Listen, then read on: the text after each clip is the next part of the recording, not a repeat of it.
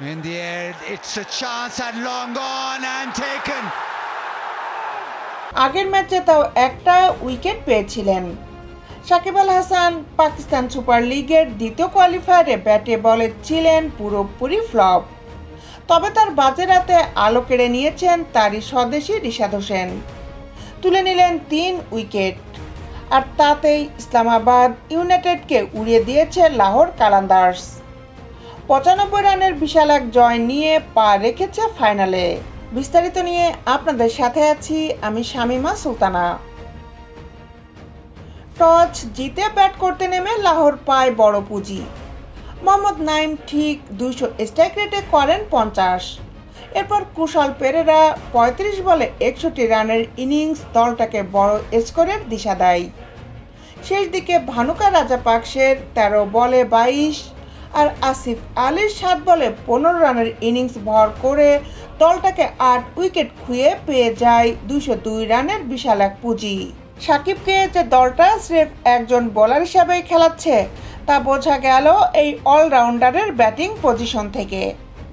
একের পর এক উইকেট যাচ্ছে, কিন্তু সাকিবের দেখা মিলছিল না। অবশেষে 6 উইকেট পতনের পর অষ্টম ও শেষ স্বীকৃত ব্যাটার হিসাবে তাকে উইকেটে পাঠায় লাহোর। সাকিবকে কেন এত পরে নামানো হলো সে প্রশ্নের জবাবটাও মিলে গেল একটু পরই। 2 বল খেলে রানের খাতা খোলার আগেই বিদায় নেন সাকিব।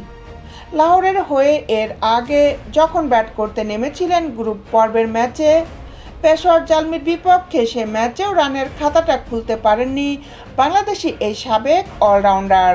সাকিবের এমন বাজে দিনে আলো কেড়ে নিয়েছেন রিশাদ। ব্যাট হাতে সাকিবের পর নেমে 2 বলে 5 রান করেছিলেন। তবে তার মূল ভূমিকা যেটা, সে বোলিংয়ে তিনি করেছেন দারুণ। 3 ওভারে 34 রান দিয়েছেন বটে।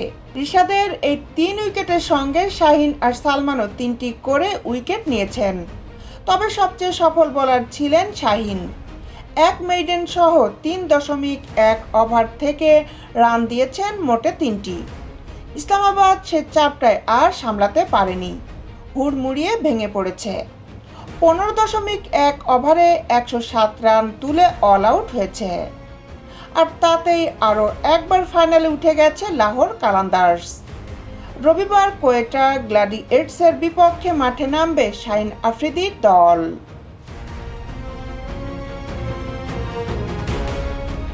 দেশ বিদেশের খেলার আপডেট নিউজ পেতে আমাদের সাথেই থাকুন। Justice sports, Dhaka.